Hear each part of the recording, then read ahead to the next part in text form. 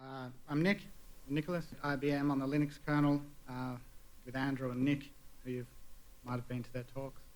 I work on QEMU and Linux kernel primarily on dealing with PowerPC architecture stuff.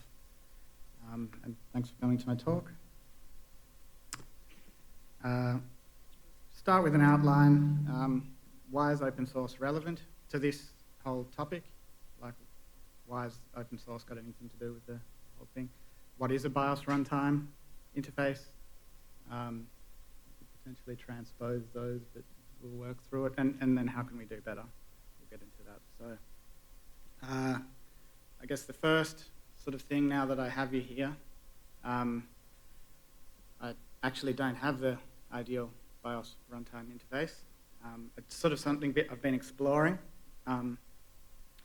And I've got possibly some ideas, but there's probably plenty of space for other ideas.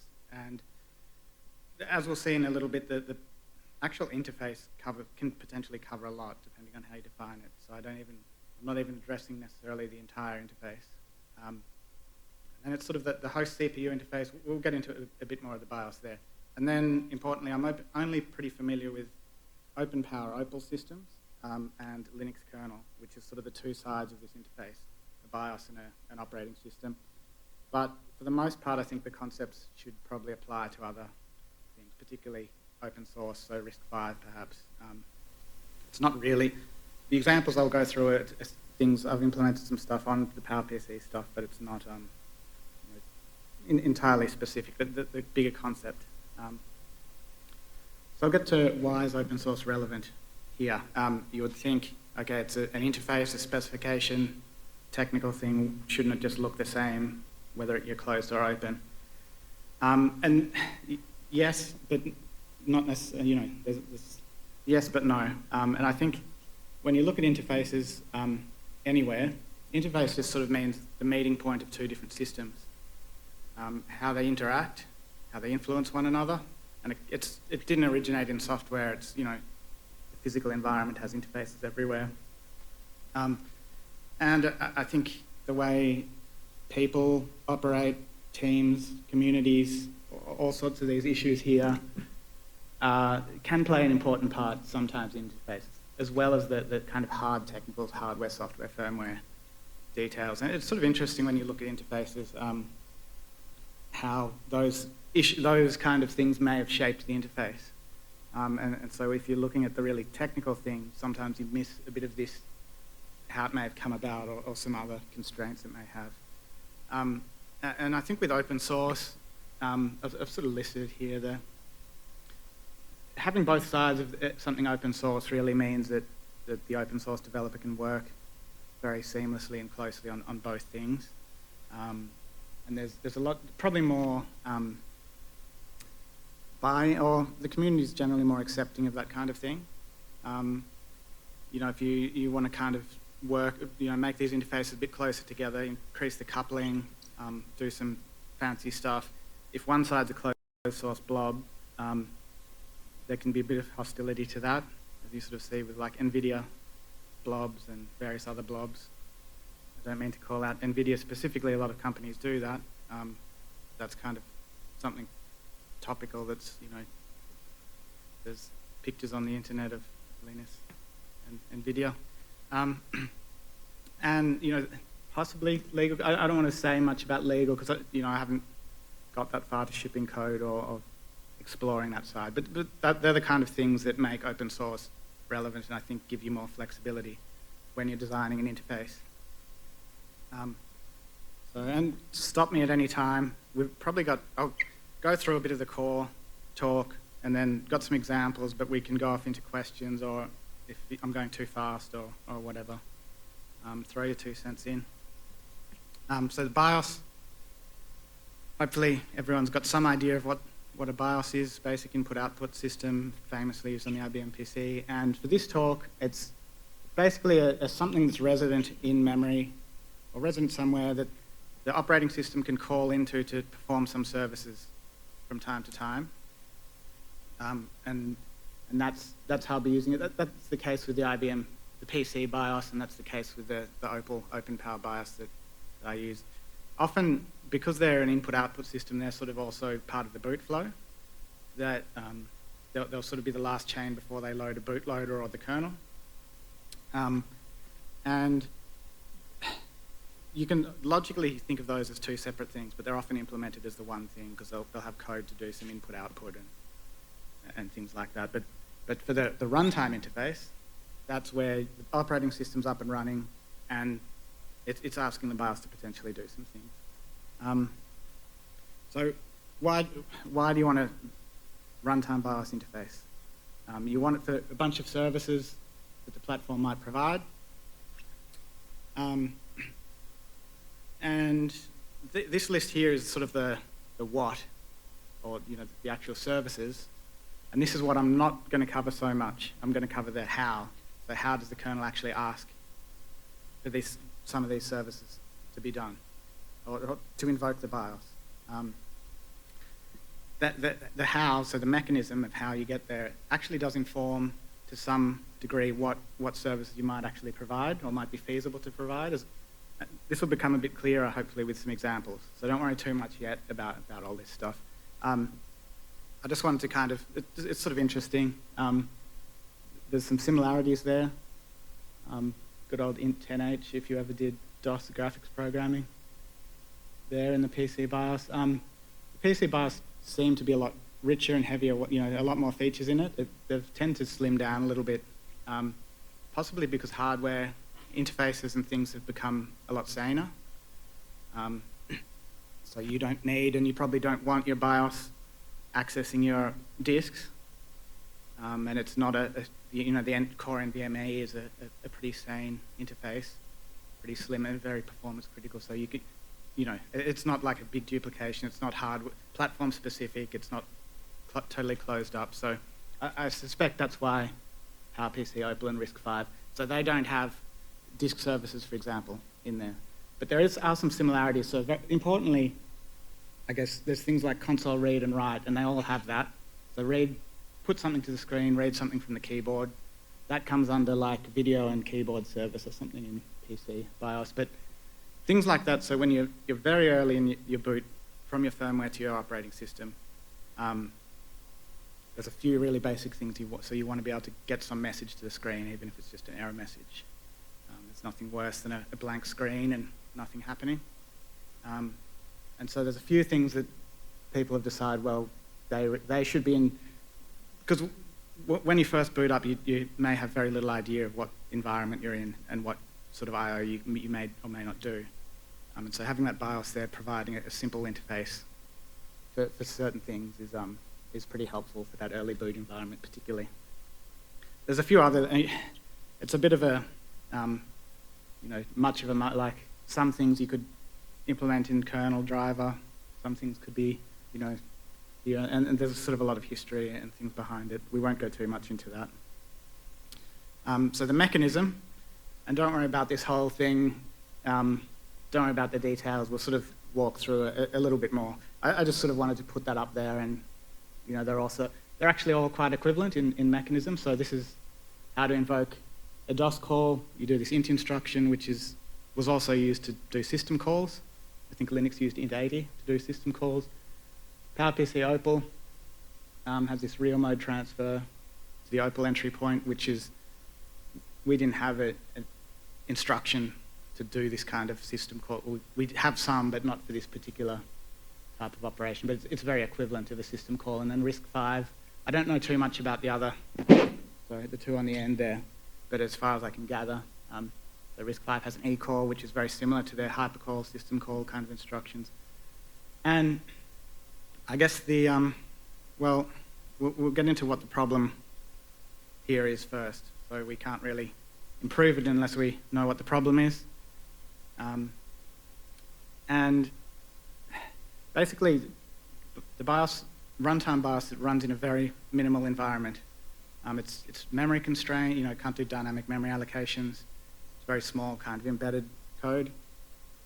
And it runs typically with the MMU off in a real mode environment, because it would be a prohibitive hardware cost to introduce a whole new memory management layer like another set of page tables or something, just to run that BIOS service.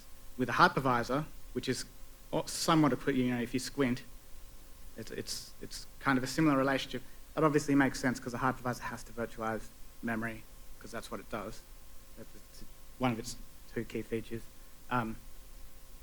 With a BIOS, you saw it as a pretty minimal interface, and so yeah, they typically just run in real mode. Well, as far as I know, all the three x86, OPAL, and RISC-V BIOSes run in real mode. RISC-V has some very basic memory protection thing, which protects a range of physical memory, I think, but it doesn't have much. And there's a bunch of other things. So when you call into the BIOS from the operating system's your nice, rich environment.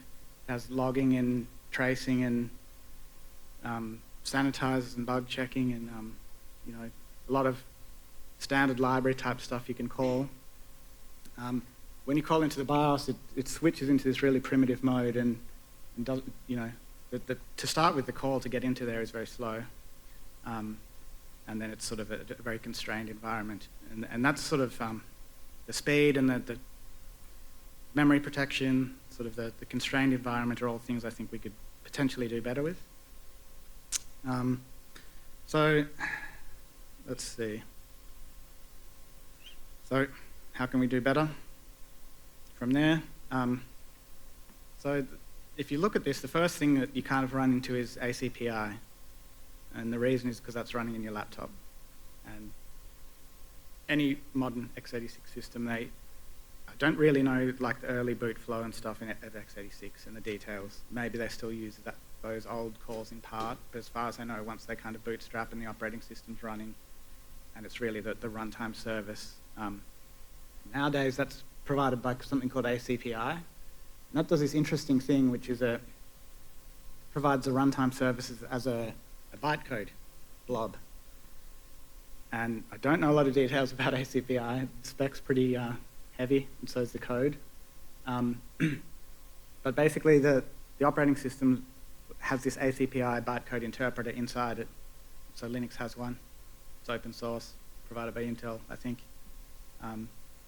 And at some point, the operating system will say, okay, BIOS, give me your ACPI bytecode blob. And then it can load it into the interpreter. And then when you want to perform one of these services, you can then just run it in your bytecode interpreter in the kernel. And we'll sort of get into some of the pros and cons. ACPI, it's a bit hard to find, it's hard to find out sort of, and I don't know, looking from the outside, exactly all the problems it solved. But before that, they had something called APM, Advanced Power Management Interfaces, and they were doing things like using that to power down or devices or suspend the system, things like that, and that would perform a lot of complex operations to devices and the system.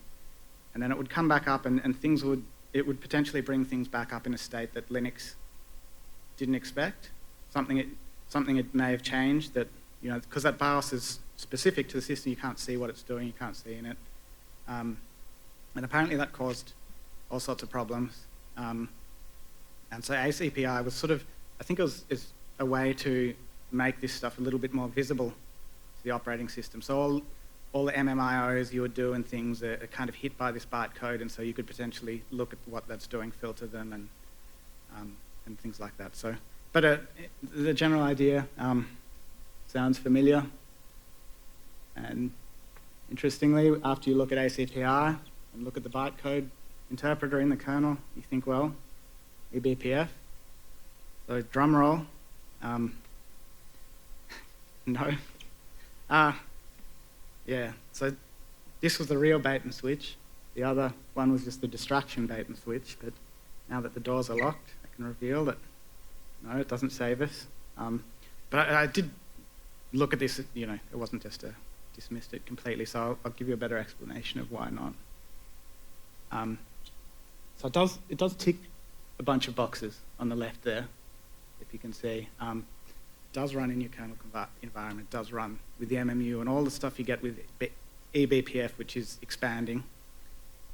You're just kind of tracing performance, logging, memory protection, and you're checking and things. You do get that. Some of the problems is it adds a layer of complexity and a big dependency. So if you can't make BIOS calls before your eBPF interpreter comes up, you lose some of that, we said there's that goodness of being able to just get messages in and out from the console when you first boot, which is pretty important. There's things like that you lose. You could say, well, maybe you could have a simple mode to start with when you boot and then go into your bigger eBPF environment. Although what happens if you crash, you also want to get a message out. It's not just on boot. If your eBPF interpreter crashes, then you can't print anything to the console, which is sort of a lot worse than a very simple UART or a very simple get char, put char call. Possibly, I mean, the big thing about eBPF is that it gives you this nice kernel environment for use by unprivileged processors to execute in this kernel environment in a safe way. And the thing with the BIOS runtime is that's really not used. That's not necessary, and you don't take much use of that. If you noticed some of the services there, things that require MMIOs and can do things like power down the system. And so if you implemented, you would have to allow your eBPF program. You'd obviously have a special mode. This would be for your BIOS eBPF, but you would still have to open up a great deal of kind of privilege here that could do pretty much arbitrary, power down your machine or hit MMIO memory and do stuff. So that whole part of eBPF, which is really an attractive thing for user space, it would go unused. It's also slow relatively. I haven't measured it because I didn't implement this whole thing. It could well be faster than the BIOS call, but there's going to be some overhead. It has difficulty with future compat services, and so this hopefully will become a little bit clearer when we go through some examples. Don't worry if you don't understand it completely. So what? I mean, I don't know if I can answer this. Why did they do this at all? Even if it was and it's not necessarily a good idea today, even if it was a good idea back then. And even back then, not everyone agreed that it was a good idea, I think. The pre-reformed Linus had many things to say about ACPI, and my slide deck got much thinner when I heard that this presentation has to be PG rated. You can find them on the internet if you want. It's not clear that he's exactly talking about the bytecode part of it. ACPI is a big spec with a lot of other stuff. But Linus has rubbished my code and ideas before, so I'll give the ACPI designers the benefit of the doubt, perhaps. And before we talked about interfaces, there's all these other constraints and influences on them. And I think that if you look at just the very technical stuff, you don't always get an appreciation for that. Because it can be easy to criticize interfaces without understanding various motivations behind them. And especially for a closed source kind of proprietary thing like ACPI, an open source developer doesn't get a lot of that. So, and I don't know a lot about it, so I'm hesitant to say it's not a good idea, but I think for an open source modern thing, I can't really see a place for it. I think it sort of does have some fascination though, the idea of downloading a bytecode blob and running it, so it could be a good space to research or hack on. So if eBPF doesn't say this, can we just get rid of it entirely, the runtime BIOS? It just runs on the host CPU, and if we're saying it's open source, then we've got the source, and so can't we just put it into the kernel as a device driver like anything else? I think, yes, you can, technically, but that's, again, on the technical basis. There's good reasons to potentially want things available, as I said, in early boot. Your device driver subsystem might not have come up yet. There's things where hardware manufacturers like to be able to distribute a bit of firmware to do certain things, maybe workarounds or some compatibility stuff. We'll go a little bit into, this is kind of the forward compat I was talking about that eBPF is not going to be good at. So let's just take it as a given that we want some BIOS runtime service. So instead of the BIOS providing a bytecode blob, could the BIOS provide a Linux kernel blob, a .ko file? I think it could, technically, for an open source BIOS that you port to the Linux kernel module interface. I think that the problem's probably intractable though, because it's not a stable ABI. It's not even necessarily only restricted to Linux. There's a bunch of operating systems, and so you would have gigabytes of kernel modules if you want to support all the, provide modules for all the systems you supported. Maybe for something very specialized, although then you could say then again on a specialized thing you could write it just as a plain kernel driver anyway. So I think maybe it also seems kind of cool, but it's might not be the path to go down. So something kind of looks maybe promising is just this libBIOS or kernel module lite. And the problem with the kernel module is the ABI is not stable, it's Linux specific. So if you just had this kind of libBIOS layer in the kernel that provides a very simple ABI that you could keep stable between versions, and other operating systems could be easily implemented, then you could almost call it like a library. Or you could. And so this is kind of what I'm happy. I've got a few other potential things, but very simple. You don't want it, you really want to, because if you're to try and get something like this upstream, people would say, well, what about the ABI stability? We do provide that for user space, but it's, you don't want to have to lock yourself into anything more than you need to. So if you had some very, very simple stuff, you could probably convince upstream people to take this kind of thing. We'll see what a couple of these things do. So we'll get into some examples, because I think that will probably help a lot more than this kind of waffle I've been going through. So did I put it on the slide? Okay, yes.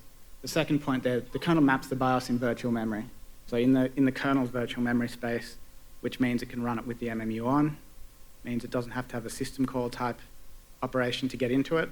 It can just, it's in the same memory space. It can just call to it.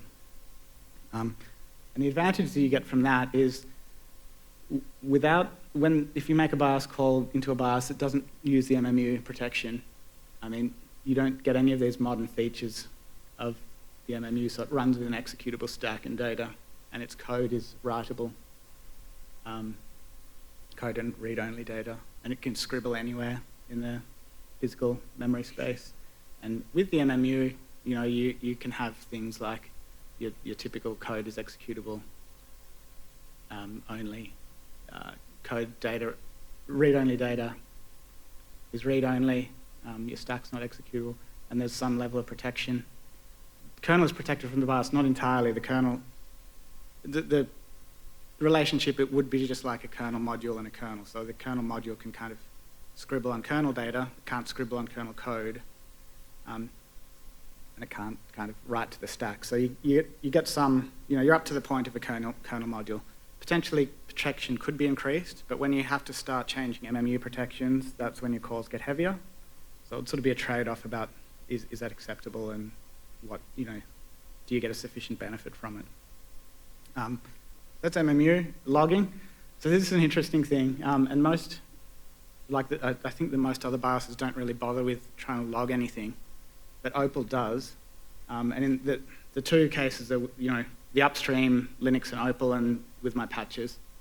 And what happens when you make an OPAL call, BIOS call, and it wants to print something out to the console, it can't use any of the kernel's logging facilities, because it's just this kind of constrained little environment, and it doesn't know about the kernel. And so what it does, it just basically writes to the UART, and the kernel has to call OPAL in order to write to the console as well, so that they're protected that way by mutual exclusion, but what the BIOS does is not seen by the kernel at all. And so in the top left there, we powered down the system and OPAL gave you this shutdown message printed out, and you can see it's in a completely different format because it's not going through the kernel's printf layer.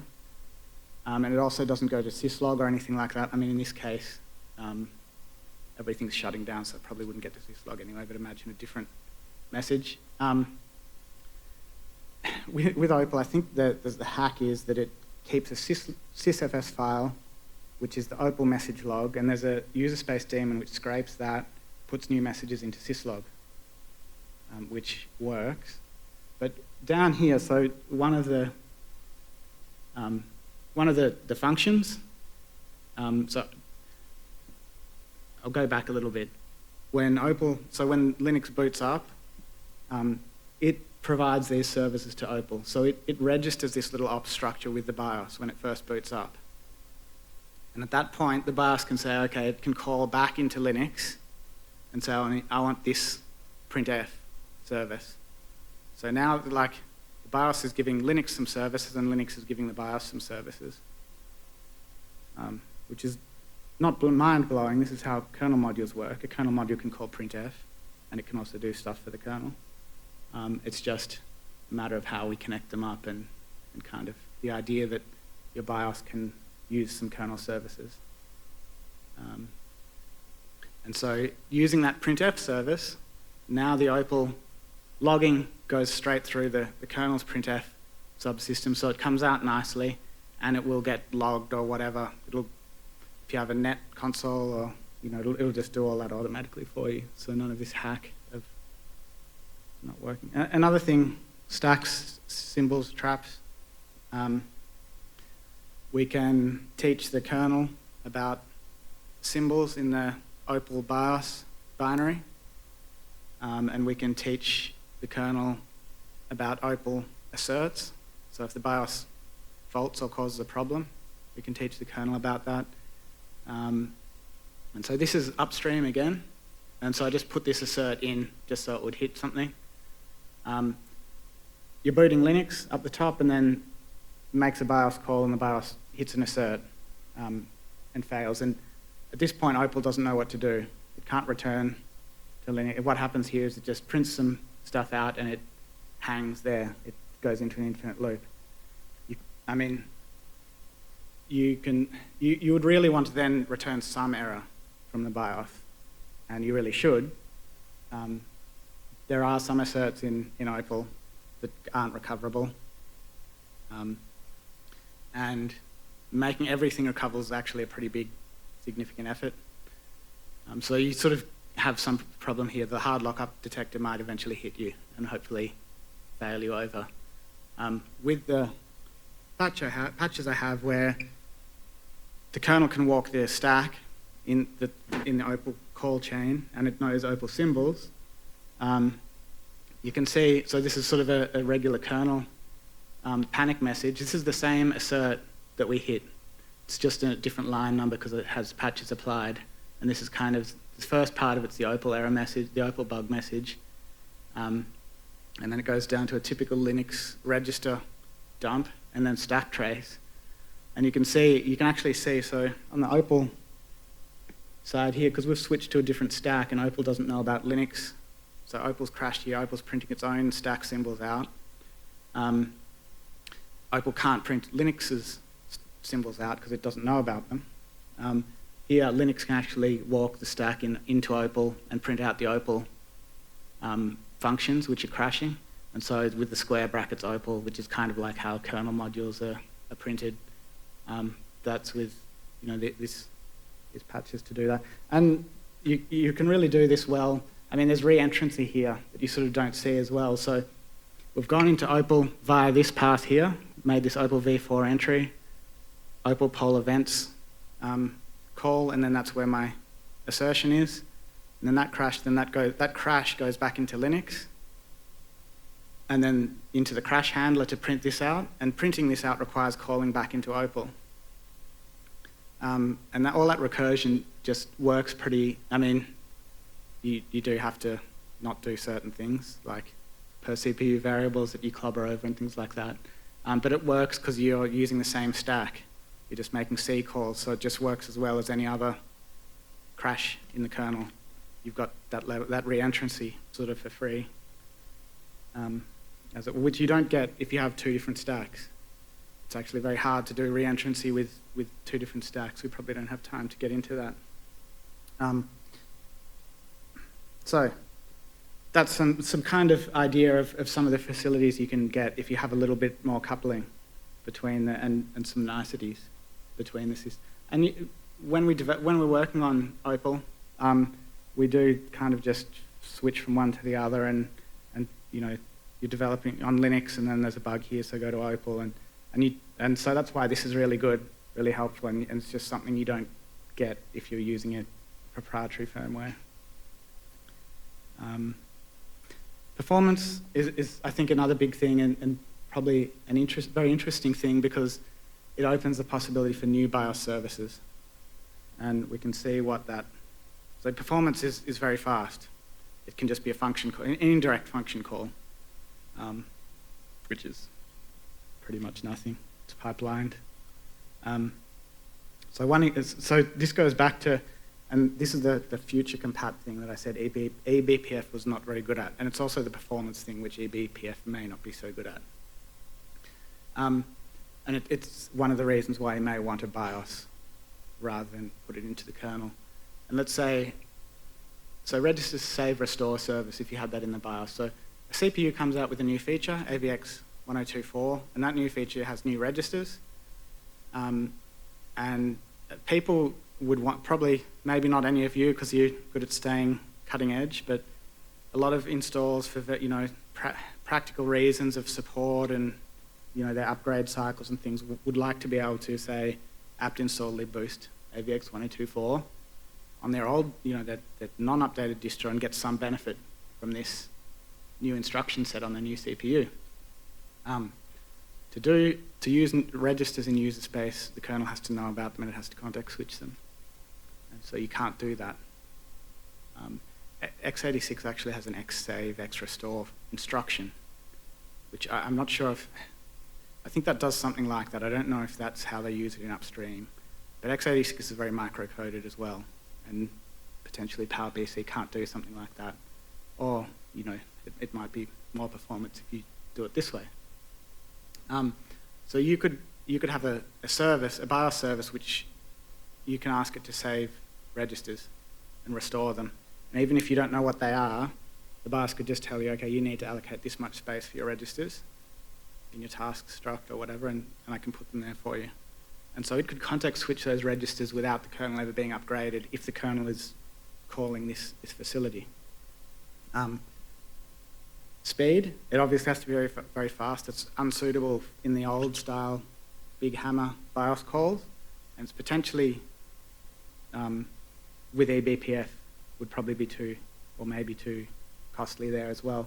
The bigger thing with eBPF is you can't save the registers with eBPF if eBPF is on the old kernel version, because the old kernel doesn't know about the new registers either. That's kind of the future compat problem that bytecode interpreters have.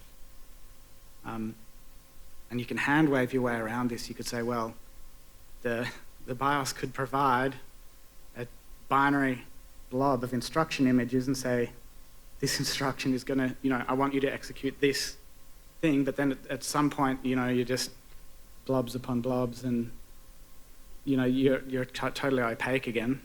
You don't know what the BIOS is executing, and so, you know, so you've got this big heap of complexity for no reason. So that's sort of why, and I don't think that would fly really with upstream kernel doing something crazy like that. But it's simple it's just a function call with this libBIOS example. Another use case, which is basically a variation on the same thing, is a TLB flushing service. You can flush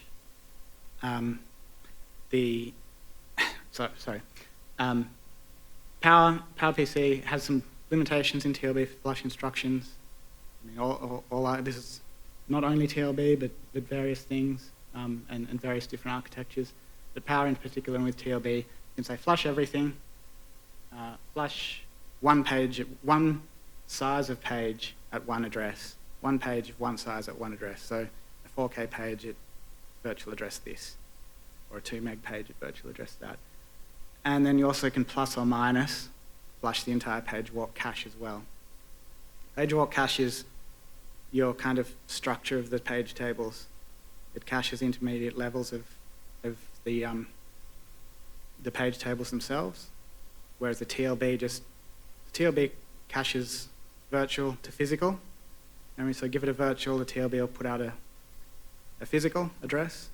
New processors, all new processors cache the radix tree levels as well. So if there's nothing in the TLB for that virtual address, it'll go to the page walk cache and say, find me the page directory that corresponds to the greatest prefix of my address that you can find, and it'll give you the lowest, so you have to do the fewest number of walks to get back down to your actual page table entry, things like that. And so the point is the PowerPC instruction to do that flashing is pretty limited. You could make a nice, much more general API, but something that's, the hardware's not going to necessarily be able to give you all the time for all generations of CPUs, all permutations. But the BIOS under the covers could implement that on each CPU in a more optimal way. And it's the same as this thing.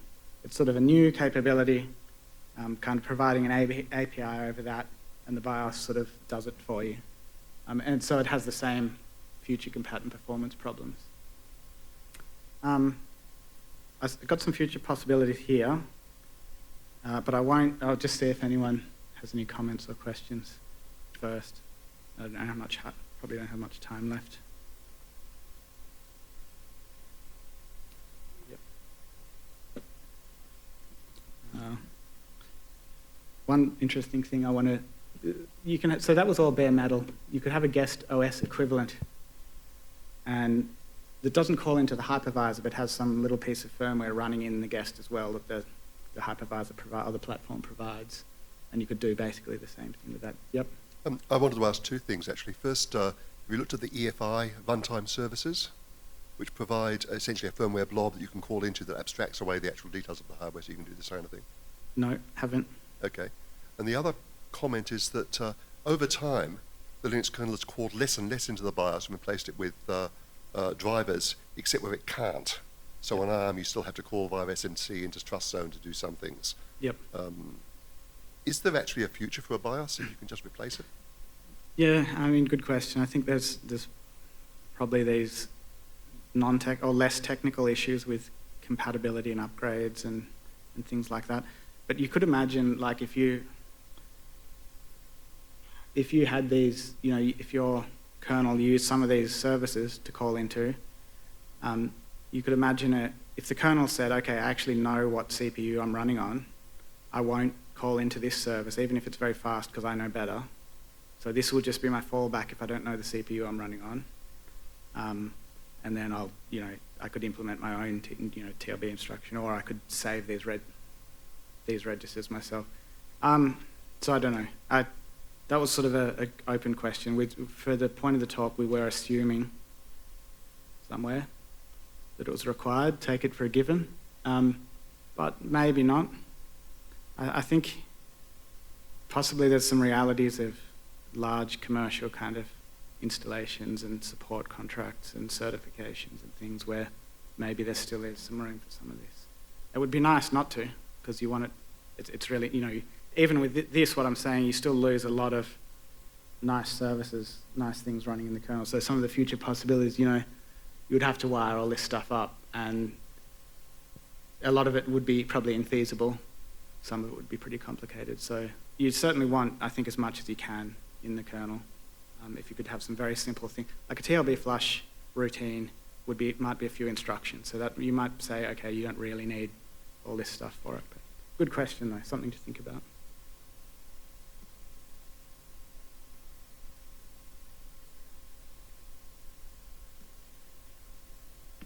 Thanks for coming. Have a good rest of the conference. And thank you for your talk, and a little gift from the organisers. Thank you. Thank you.